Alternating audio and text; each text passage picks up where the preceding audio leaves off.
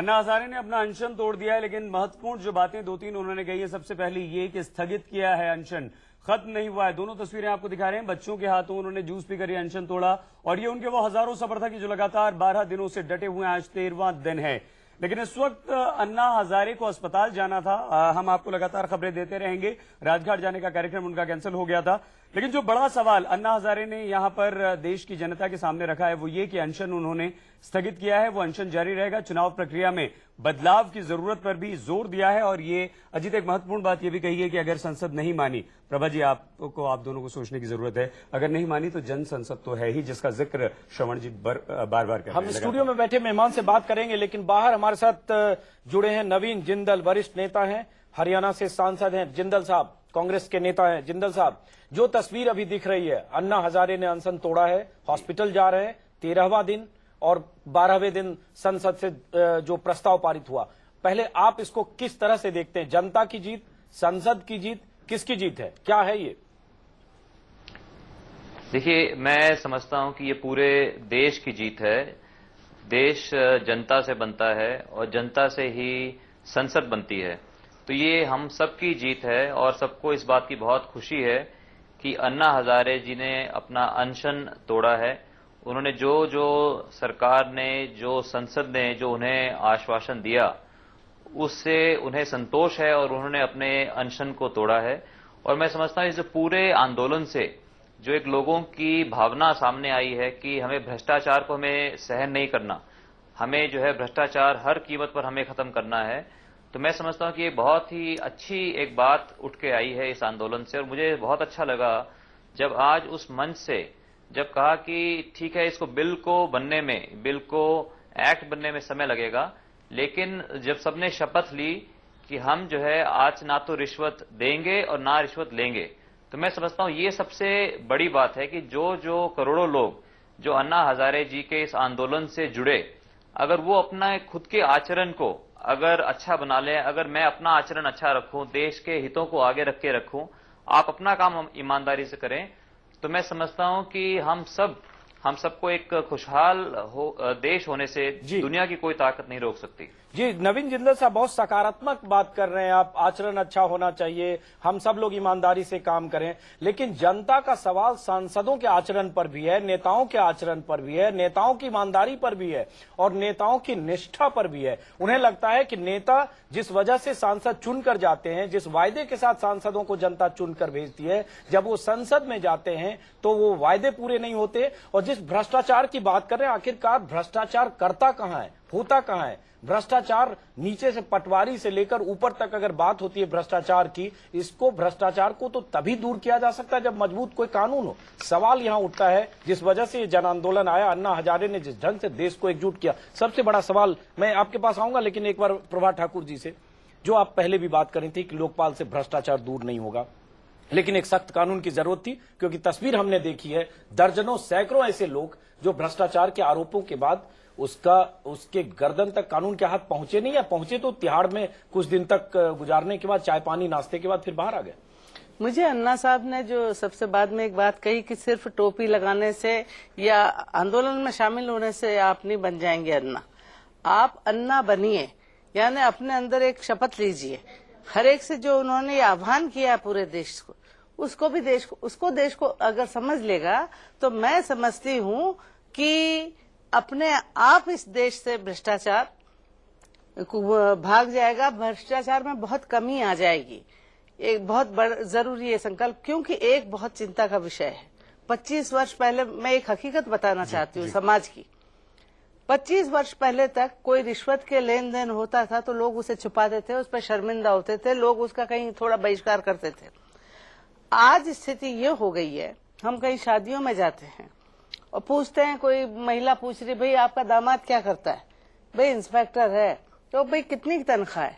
भाई तनख्वाह तो 10,000 12,000 ही है, लेकिन ऊपर की आमदनी मेरे दामाद की 30,000 रुपए। इसी के खिलाफ इस बात को इसीलिए तो इस आंदोलन की बात नहीं, इसमें सरकार क्या करेगी और सांसद क्या करेंगे जब समाज में उस बात को गर्व से कहा जा रहा है मेरा बेटे की इतनी ऊपर की आमदनी है, मेरा दामाद की इतनी ऊपर की आमदनी है। जब समाज इस बात को गर्व से कहेगा हमें इतने लाख का दहेज मिला है, गर्व करेंगे। बताइए भ्रष्टाचार की जड़ें कितनी गहरी हैं। और भ्रष्टाचार पे जब गर्व होने लग गया तो और कई जगह वो शिष्टाचार बन गया, तो वो तो संकल्प सब लेंगे सामूहिक, वरना अकेले सरकार क्या कर लेगी? मीना साहब, आप कुछ कहना चाह रहे हैं? सिर्फ सांसद क्या कर लेंगे? ऐसा एक आंकड़ा है कि दुनिया में 3 करोड़ 30 लाख कानून बने हुए हैं। कानून बने हुए, कानून से भय पैदा होता है, लेकिन जब तक देश में चरित्र निर्माण की पहल नहीं की जाएगी, सिद्धांतवादी आदर्शवादी लोग तैयार नहीं होंगे, मूल आधारित राजनीति पर जोर नहीं दिया जाएगा, जिसमें एक पहल है चुनाव सुधार। चुनाव सुधार होना चाहिए, क्योंकि चुनाव ही भ्रष्टाचार की मूल जड़ है। जिस भ्रष्ट आचरण से संसद में लोग पहुंचते हैं वो भ्रष्टाचार को प्रमोट करते हैं। इसलिए पहला पॉइंट है भ्रष्ट आचरण को बंद करना। चुनाव सुधार की जो बात बहुत दिनों से देश में उठ रही है और अब अन्ना जी पहल करना चाहते हैं, निश्चित रूप से चुनाव सुधार होना चाहिए, जिससे अच्छे लोग संसद में आवे और अच्छे उनके विचार हो। भ्रष्ट लोग, बहुबुली, धन बल वाले लोग नहीं आवे, इसकी आवश्यकता है, क्योंकि माफिया। लेकिन केएल मीना साहब, माफ करें बीच में रोक रहा हूं, ये तो एक आदर्श स्थिति है जिसकी कल्पना 64 साल पहले जब इस देश में संसदीय प्रणाली आई थी तब भी था। जेपी भी बोलते रहे, लोहिया भी बोलते रहे, और ये तमाम बातें पिछले 63-64 साल से हो रही है, लेकिन तस्वीर बदली नहीं है। केवल मात्र ये कानून से नहीं बदल सकती। कानून भय पैदा करेगा, कानून अच्छे आदमी संसद विधानसभा भेजने में लागू होगा, लेकिन देश का चरित्र निर्माण बहुत जरूरी है। जैसे अन्ना जी ने भी कहा कि केवल अन्ना की टोपी लगाने से अन्ना नहीं बन जाओगे, आपके संस्कार, विचार, चरित्र, आदर्श, सिद्धांत, मोरल अच्छा होना चाहिए। जब देश में अब अपने कुरान की आयत है, गीता का निष्काम कर्मयोग है, और जो भी धर्मों के जो धर्म गुरुओं के प्रवचन है या ग्रंथ हैं, अगर उन पर भी अपन पहल कर ले तो ये स्थिति देश में नहीं बने। बिल्कुल सही कह रहे हैं श्रवण गर्ग जी। एक सवाल है, शिष्टाचार, भ्रष्टाचार जब शिष्टाचार बन जाए, जो प्रभा ठाकुर बोल रही हैं, और सिस्टम में जो भ्रष्टाचार है उसकी बात भी हो रही है। अन्ना हजारे लगातार पटवारी से लेकर मंत्री तक की बात भी करे, संतरी से मंत्री तक। सवाल उठता है जो सिस्टम में भ्रष्टाचार है, अगर डाउन द लाइन है, तो इसके लिए क्या जिम्मेदार जनता है या जो व्यवस्था और सिस्टम जो बना है वो है? अगर इंस्पेक्टर 10,000 की तनख्वाह वाला इंस्पेक्टर 20 करोड़ कमा लेता है, अगर मध्य प्रदेश का 2 IAS अफसर दंपति 400 करोड़ की प्रॉपर्टी अरविंद जोशी और बीनू जोशी अर्जित करते हैं, तो इसके लिए जनता कहां जिम्मेदार है? सिस्टम में खामियां है। इसके लिए तो सिस्टम में खामियां हैं, और सिस्टम का लोगों को डर नहीं है। अगर इस लोकपाल के बिल से और चुनावी सुधार से सिस्टम के प्रति लोगों में डर पैदा हो जाए और बेटे और दामाद जब जेलों में पहुंचने लगेंगे, तो मेरे ख्याल से ये जो एक इसको स्टेटस सिंबल बना लिया है ऊपरी आमदनी को, ये अपने आप खत्म हो जाए। एक बार हमारे साथ कुमार कुंदन है, जिन्होंने रामलीला मैदान से तस्वीर भेजी है। रामलीला मैदान में क्या हो रहा है हम दिखाते हैं कुमार कुंदन के जरिए वो तस्वीर, और उसके बाद इस चर्चा को जारी रखेंगे। जिन्होंने नारियल शहद देकर अन्ना के लोगों को पानी पिलाया। सर, अपना नाम बताया? मोहम्मद अहमद सैफी। मोहम्मद साहब, एक बात बताइए कि कब आपको पता चला कि आपकी भतीजी को जो है अन्ना जो है? सुबह पता है, सुबह। इकरा, आपका नाम क्या? आप अन्ना को पहले भी देखी थी टीवी पे? आपको कब बताया गया कि अन्ना का अनशन तोड़वाने जा रही हैं आप? आज बताया सुबह। अच्छा, कितने क्लास से पढ़ती हैं आप? चौथी में। अन्ना ने क्या बोला आपसे? अन्ना ने क्या बोला आपसे? अन्ना ने कुछ बोला आपको? सर पे हाथ रखा था। सर पे हाथ रखा था। अच्छा, और उसके बाद आपने क्या पिलाया उनको? जूस। जूस पिलाया? कौन सा था वो? नारियल का। नारियल। अच्छा, अन्ना साहब ने क्या सुबह में आपका अन्ना साहब कैसे मैसेज आया था? नहीं, मैं जुड़ा हुआ हूँ अन्ना साहब से। अच्छा, मैं जुड़ा हुआ हूँ, तो मतलब ये कि मेरे पास मैसेज आया था सुबह, तो बच्ची को लाना है, तो ये मेरी जिम्मेदारी थी, मैं बच्ची को लेकर आया। ठीक है। इकरा, आपकी कोई और ख्वाहिश है? आगे पढ़ने की है, आगे पढ़ने की और खिदमत करने की। बताओ। पढ़ने की और खिदमत करने की। पढ़ने और खिदमत करने की ख्वाहिश है। कैमरा मुरलीधर पांडे के साथ कुमार कुंदन, दिल्ली, न्यूज़ 24।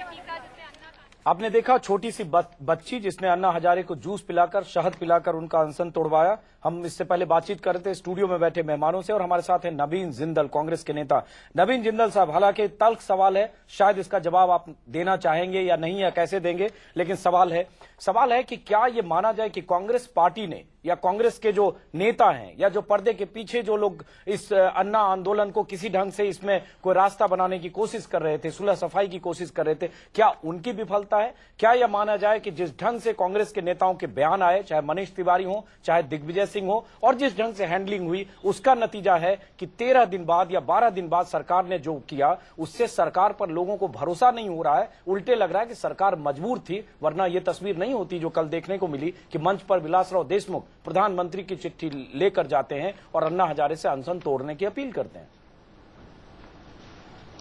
देखिए, सबसे पहले तो मैं ये कहना चाहूंगा कि लोकपाल बिल ये तो कांग्रेस पार्टी के घोषणा पत्र में भी है कि हमें एक मजबूत प्रभावशाली लोकपाल की आवश्यकता है, और उसके ऊपर जो नेशनल एडवाइजरी काउंसिल है वो इसके ऊपर जनवरी से इसपे बहुत पहले से इस पे काम चल रहा है। जनवरी में ही उन्होंने इसकी एक प्रति भी दी थी। तो इसलिए, और ये जो आपने बात कही, जो मनीष तिवारी जी की बात कही, अब देखिए कभी कभी हर वक्त हर आदमी कोई परफेक्ट नहीं होते। उस समय पे जो हालात थे, उस समय पे अन्ना जी ने एक चिट्ठी लिखी थी, पत्र लिखा था प्रधानमंत्री जी को, और उसमें जो है उनको थोड़ा आघात था कि भी जिस तरह की भाषा प्रधानमंत्री जी को लिखी गई और उस समय जो भी उनको मामला मिला, जो भी कोर्ट की जजमेंट्स मिली, उसके ऊपर कुछ टिप्पणी की, जिसके लिए उन्होंने अभी कुछ दिन पहले उन्होंने खेद प्रकट भी किया। तो मैं समझता हूं कि उन बातों से अब वो बातें बहुत पुरानी हो गई। मैं समझता हूं कि सरकार ने एक बहुत ईमानदारी से प्रयास किया कि इस मुद्दे के ऊपर एक आम सहमति बनाई जाए, क्योंकि सरकार अकेले कुछ नहीं कर सकती। सरकार को जितने भी विपक्षी दल हैं सबको साथ में लेकर के, संसद को साथ में लेकर के, सबको जोड़ करके एक आम सहमति बनाई, और जो कल उसी का नतीजा आपने देखा कि पूरी संसद ने, लोकसभा ने भी और राज्यसभा ने भी किस तरह से जो है मेज थपथपा करके अपना जो है इसको अपना अनुमोदन दिया, इसको अप्रूवल दिया। और मैं समझता हूं कि महत्वपूर्ण ये है कि हम इसमें आम सहमति बना करके एक मजबूत और प्रभावशाली हम एक विधेयक इसको पारित करें और ये कानून बने। और जैसे कि बाकी सब ने, प्रभा ठाकुर जी ने भी कहा, माननीय मीना साहब ने भी कहा, गर्ग साहब ने भी कहा कि कानून जरूरी है, लेकिन कानून से भी ज्यादा जरूरी है हम सबके नैतिक वैल्यूज, हम सबके जो नैतिक विचार हैं, और हम सब अगर मिलजुल कर ईमानदारी से काम करें तभी जाकर के हम अपने देश को भ्रष्टाचार से मुक्त कर सकते हैं। नवीन जिंदल जी, वक्त की कमी है, ब्रेक के बाद लौटेंगे तो आपसे चर्चा जारी रखेंगे और सवाल पूछने की कोशिश करेंगे कि अन्ना हजारे ने आज कहा है उन्होंने अनशन तोड़ा है, तोड़ा नहीं है, स्थगित किया है और उनकी लड़ाई जारी रहेगी। और सबसे बड़ा सवाल कि 3 महीने बाद जब विंटर सेशन होगा तो क्या ये कानून लोकपाल बनकर पेश होगा और पास होगा, या क्या अन्ना हजारे को एक बार फिर अनशन पर बैठना पड़ेगा? ब्रेक के बाद हम चर्चा जारी रखेंगे। भारत माता की